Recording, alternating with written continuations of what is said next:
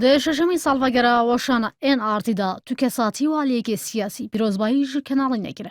Belê bi hizaran welatî di torên civakî da û bi rêka şandina peyaman pîrozbahiyên xwe arasteyî NRT kirin. Li Herêma Kurdistanê da wisa belav e ku salvegera weşana rojname û kenalan berpirsên herêmê û yên hizbên siyasî peyamên pîrozbahiyê arasteyî stavê kenala dikin. Berpirsên hizbî gelek caran pîrozbahiyê di ragihandinên hizbên din jî dikin. Bû nimûne dema peywendiyên navbera Partî Demokratîk Kurdistan û tevgera goran asayî bûn, berpirsên partî peyamên pîrozbahiyê arasteyî kenalê goran kirin. Belê di vê navendê de kenala NRT take kenala ne îsal û ne salên derbas bûyî tu berpirsekê hizbî û hikûmî peyamên pîrozbahiyê arasteyî nekirîne.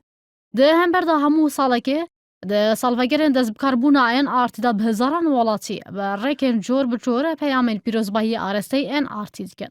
Ev jî li cem stafê NRT du aliye û xalên îcabî hene ku êk ji wan xwe di wê çendê da dibîne ku berpirsên hizbî û hikûmî pîrozbahiyan ji NRT nakin. Bi vê ramanê tê ku ewan NRT biya xwe nizanin û diselmînin ku NRT take kenala ehlî yê bêaliyê li Herêma Kurdistanê û ev jî bi xwe bersiveke bo wan hemû tometên ku di heyama 5 salên derbasbûyî de arasteyî NRT kirîn. Di 5 salên karkirinê de her roja û tometekê dixin pal NRT. Her carê û navê aliyekî dixin pal NRT. Bi awayekî ku tu aliyek nemaye navê wî digel NRT da neyê. Belê hetanha tu tometek nehatiye selmandin çûnke binama nebûne.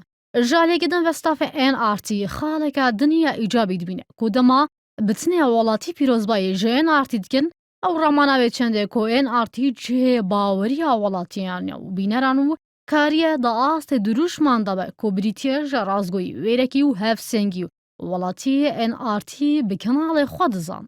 NRT her ji destpêkê bi vî awayî xwe nas kiriye. Take kenalê ehlî yê bêaliyê li Herêma Kurdistanê de. Niha jî piştî derbasbûna 5 salan bi ser re weşana kenalê de. Li cem piraniya welatiyan NRT take kenalê ehlî yê bêaliyê li Herêma Kurdistanê mezintirîn belge jî ji bo wê ew e ku zêdetir ji her kenalekî din de giringiyê bi arîşeyên welatiyan de ew. Zêdetir ji her kenalekî din deng û rengê cuda bi awayekî bêalî weşan kiriye.